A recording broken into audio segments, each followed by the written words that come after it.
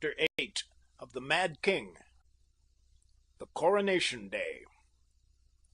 Toward dusk of the day upon which the Mad King of Lutha had been found, a dust-covered horseman reined in before the great gate of the castle of Prince Ludwig von der Tann. The unsettled political conditions which overhung the little kingdom of Lutha were evident in the return to medievalism which the raised portcullis and the armed guard upon the barbican of the ancient feudal fortress revealed. Not for 100 years before had these things been done other than as a part of the ceremonials of a fete day, or in honor of visiting royalty. At the challenge from the gate, Barney replied that he bore a message for the prince. Slowly the portcullis sank into position across the moat, and an officer advanced to meet the rider. "The prince has ridden to Lustadt with a large retinue," he said, "to attend the coronation of Peter of Blentz tomorrow." "Prince Ludwig von der Tann has gone to attend the coronation of Peter?" cried Barney in amazement. "Has the Princess Emma returned from her captivity in the castle of Blentz?" "She is with her father now, having returned nearly 3 weeks ago," replied the officer, "and Peter has declaimed responsibility for the outrage, promising that those responsible shall be punished. He has convinced Prince Ludwig that Leopold is dead, and for the sake of Lutha, to save her from civil strife, my prince has patched a truce with Peter, though unless I mistake the character of the latter and the temper of the former, it will be short-lived. To demonstrate to the people," continued the officer, "that Prince Ludwig and Peter are good friends, the great Von der Tann will attend the coronation, but that he takes little stock in the sincerity of the Prince of Blentz would be apparent could the latter have a peep beneath the cloaks and look into the loyal hearts of the men of Tann who rode into Lustadt today." Barney did not wait to hear more. He was glad that in the gathering dusk the officer had not seen his face plainly enough to mistake him for the king. With a parting, "Then I must ride to Lustadt with my message for the prince," he wheeled his tired mount and trotted down the steep trail from Tann toward the highway which leads to the capital. All night Barney rode. 3 times he wandered from the way and was forced to stop at farmhouses to inquire the proper direction.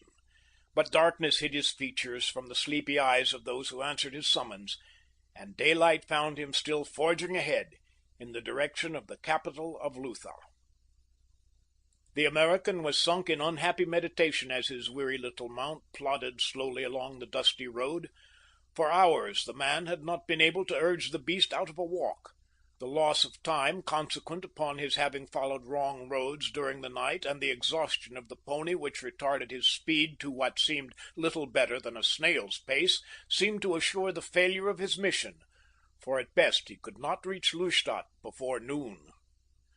There was no possibility of bringing Leopold to his capital in time for the coronation, and but a bare possibility that Prince Ludwig would accept the word of an entire stranger that Leopold lived, for the acknowledgment of such a condition by the old prince would result in nothing less than an immediate resort to arms by the 2 factions. It was certain that Peter would be infinitely more anxious to proceed with his coronation should it be rumored that Leopold lived, and equally certain that Prince Ludwig would interpose every obstacle, even to armed resistance, to prevent the consummation of the ceremony. Yet there seemed to Barney no other alternative than to place before the king's one powerful friend the information that he had. It would then rest with Ludwig to do what he thought advisable. An hour from Lustadt the road wound through a dense forest, whose pleasant shade was a grateful relief to both horse and rider from the hot sun beneath which they had been journeying the greater part of the morning. Barney was still lost in thought, his eyes bent forward, when, at a sudden turning of the road, he came face to face with a troop of horse that were entering the main highway at this point from an unfrequented byroad. At sight of them, the American instinctively wheeled his mount in an effort to escape, but at a command from an officer, a half-dozen troopers spurred after him, their fresh horses soon overtaking his jaded pony. For a moment Barney contemplated resistance, for these were troopers of the Royal Horse, the body which was now Peter's most effective personal tool. But even as his hand slipped to the butt of one of his revolvers at his hip, the young man saw the foolish futility of such a course, and with a shrug and a smile he drew rein and turned to face the advancing soldiers. As he did so, The officer rode up, and at sight of Barney's face gave an exclamation of astonishment. The officer was Butzow.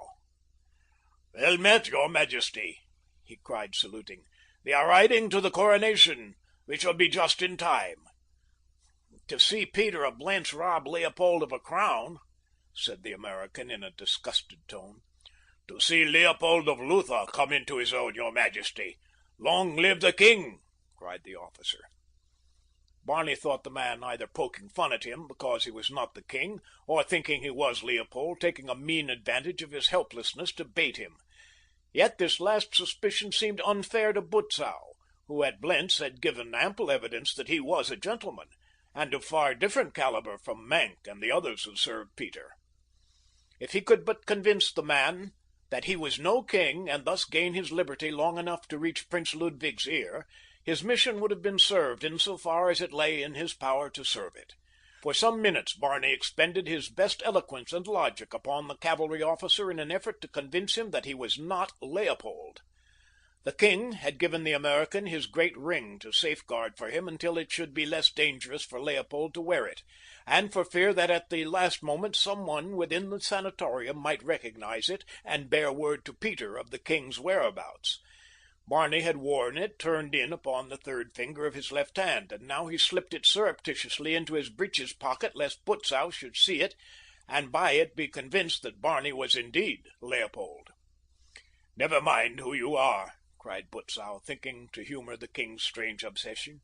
"You look enough like Leopold to be his twin, and you must help us save Lutha from Peter of Blentz." The American showed in his expression the surprise he felt at these words from an officer of the Prince Regent. "You wonder at my change of heart?" asked Butzow. "How can I do otherwise?" "I cannot blame you," said the officer. "Yet I think that when you know the truth you will see that I have done only that which I believe to be the duty of a patriotic officer and a true gentleman."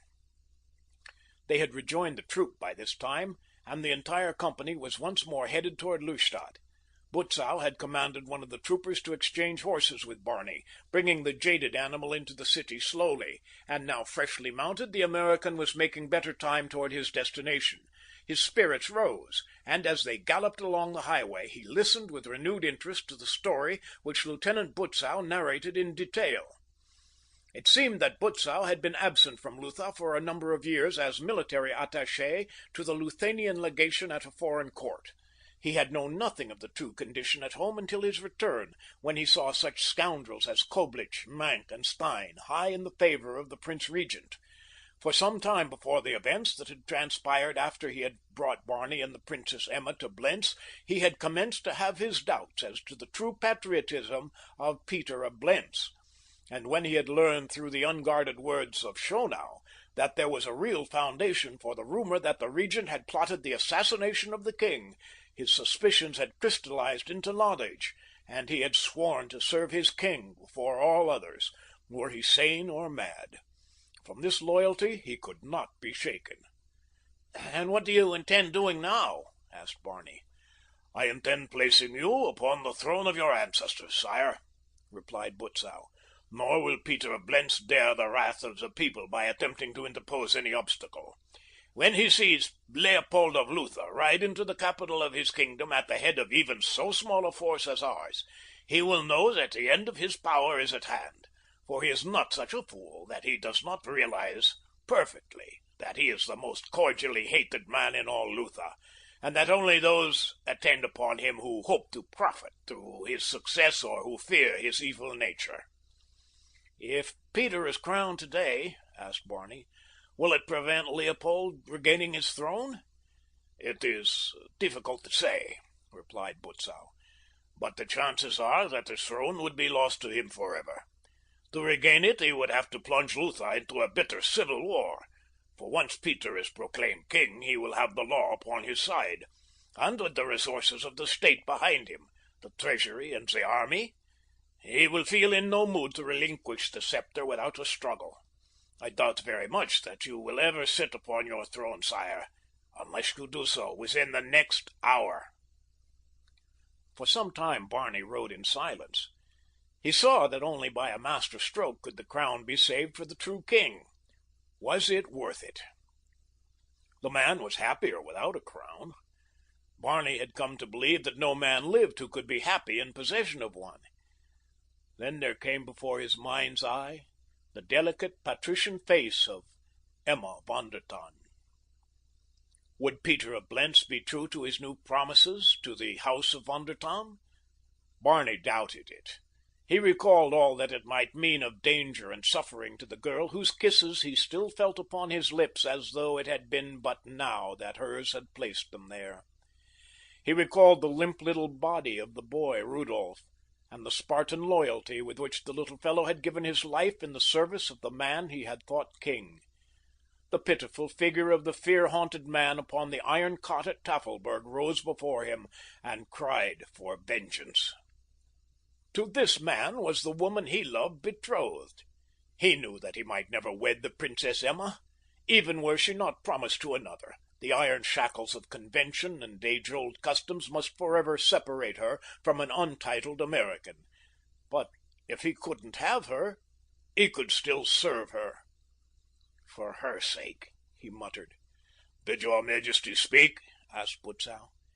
"Yes, Lieutenant. We urge greater haste, for if we are to be crowned today, we have no time to lose." Butzow smiled a relieved smile. The king had at last regained his senses. Within the ancient cathedral at Lustadt, a great and gorgeously attired assemblage had congregated. All the nobles of Lutha were gathered there with their wives, their children, and their retainers. There were the newer nobility of the lowlands, many whose patents dated but since the regency of Peter, and there were the proud nobility of the highlands, the old nobility of which Prince Ludwig von der Tann was the chief. It was noticeable that though a truce had been made between Ludwig and Peter, yet the former chancellor of the kingdom did not stand upon the chancel with the other dignitaries of the state and court. Few there were who knew that he had been invited to occupy a place of honor there, and had replied that he would take no active part in the making of any king of Lutha whose veins did not pulse to the flow of the blood of the house in whose service he had grown gray.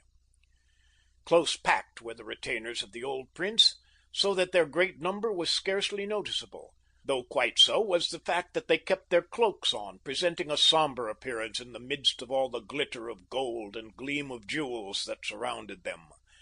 A grim, businesslike appearance that cast a chill upon Peter of Blentz as his eyes scanned the multitude of faces below him. He would have shown his indignation at this seeming affront had he dared, but until the crown was safely upon his head and the royal scepter in his hand, Peter had no mind to do aught that might jeopardize the attainment of the power he had sought for the past 10 years. The solemn ceremony was all but completed. The Bishop of Lustadt had received the great golden crown from the purple cushion upon which it had been borne at the head of the procession which accompanied Peter up the broad center aisle of the cathedral. He had raised it above the head of the Prince Regent, and was repeating the solemn words which precede the placing of the golden circlet upon the man's brow. In another moment, Peter of Blentz would be proclaimed the King of Lutha. By her father's side stood Emma von der Tann. Upon her haughty, high-bred face there was no sign of the emotions which ran riot within her fair bosom. In the act that she was witnessing she saw the eventual ruin of her father's house. That Peter would long want for an excuse to break and humble his ancient enemy she did not believe, but this was not the only cause for the sorrow that overwhelmed her. Her most poignant grief, like that of her father, was for the dead king, Leopold. But to the sorrow of the loyal subject was added the grief of the loving woman, bereft.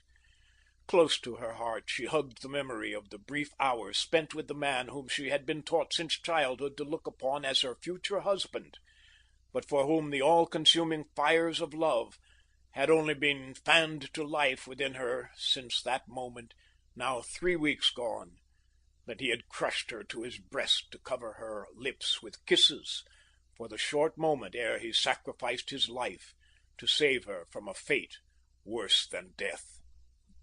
Before her stood the nemesis of her dead king, The last act of the hideous crime against the man she had loved was nearing its close.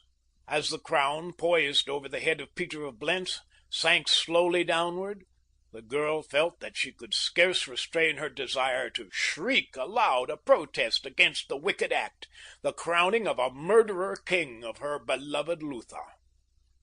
A glance at the old man at her side showed her the stern, commanding features of her sire, molded in an expression of haughty dignity. Only the slight movement of the muscles of the strong jaw revealed the intensity of the hidden emotions of the stern old warrior. He was meeting disappointment and defeat as a Von der Tann should, brave to the end. The crown had all but touched the head of Peter of Blentz, when a sudden commotion at the back of the cathedral caused the bishop to look up in ill-concealed annoyance. At the sight that met his eyes, his hands halted in mid-air. The great audience turned as one towards the door at the end of the long central aisle.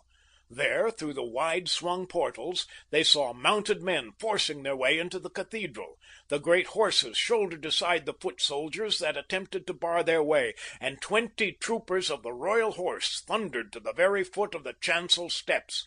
At their head rode Lieutenant Butzow, and a tall young man in soiled and tattered khaki, whose gray eyes and full reddish-brown beard brought an exclamation from Captain Mank, who commanded the guard about Peter of Blentz.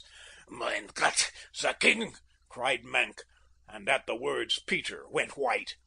In open-mouthed astonishment the spectators saw the hurrying troopers and heard Butzow's, the king, make way for Leopold, king of Lutha." And the girl saw, and as she saw her heart leap to her mouth. Her small hand gripped the sleeve of her father's coat. "The king, father," she cried. "It is the king." Old Von der Tann, the light of a new hope firing his eyes, threw aside his cloak and leaped to the chancel steps beside Butzow and the others who were mounting them. Behind him 100 cloaks dropped from the shoulders of his fighting men, exposing not silks and satins and fine velvet, but the coarse tan of khaki and grim cartridge belts well filled, and stern revolvers slung to well-worn service belts. As Butzow and Barney stepped upon the chancel, Peter of Blentz leaped forward. "What mad treason is this?" he fairly screamed. "The days of treason are now past, Prince," replied Butzow meaningly. "Here is not treason, but Leopold of Lutha come to claim his crown which he inherited from his father." "It is a plot," cried Peter, "to place an impostor upon the throne. This man is not the king." For a moment there was silence. The people had not taken sides as yet. They awaited a leader. Old Von der Tann scrutinized the American closely. "How may we know that you are Leopold?" he asked. "For 10 years we have not seen our king." "The governor of Blentz has already acknowledged his identity," cried Butzow. "Mank was the first to proclaim the presence of the putative king." At that, someone near the chancel cried, "Long live Leopold, king of Lutha!" And at the words the whole assemblage raised their voices in a tumultuous, "Long live the king!" Peter of Blentz turned toward Mank. "The guard!" he cried. "Arrest those traitors and restore order in the cathedral. Let the coronation proceed." Mank took a step toward Barney and Butzow, when old Prince Von der Tann interposed his giant frame with grim resolve. "Hold!" he spoke in a low, stern voice that brought the cowardly Mank to a sudden halt. The men of Tann had pressed eagerly forward until they stood with bared swords, a solid rank of fighting men in grim semicircle behind their chief. There were cries from different parts of the cathedral. "Crown Leopold, our true king! Down with Peter! Down with the assassin!" "Enough of this!" cried Peter. "Clear the cathedral!" He drew his own sword, and with 100 loyal retainers at his back, pressed forward to clear the chancel. There was a brief fight, from which Barney, much to his disgust, was barred by the mighty figure of the old prince and the stalwart sword armor Butzow. He did get one crack at Mank, and had the satisfaction of seeing blood spurt from a flesh wound across the fellow's cheek. "That was for the Princess Emma," he called to the governor of Blentz, and then men crowded between them, and he did not see the captain again during the battle. When Peter saw that more than half of the palace guard were shouting for Leopold, and fighting side by side with the men of Tann, he realized the futility of further armed resistance at this time. Slowly he withdrew, and at last the fighting ceased, and some semblance of order was restored within the cathedral. Fearfully, the bishop emerged from hiding, his robes disheveled, and his mitre askew. Butzow grasped him none too reverently by the arm and dragged him before Barney. The crown of Lutha dangled in the priest's palsied hands. "Crown the king!" cried the lieutenant. "Crown Leopold, king of Lutha!" A mad roar of acclaim greeted this demand, and again from all parts of the cathedral rose the same wild cry.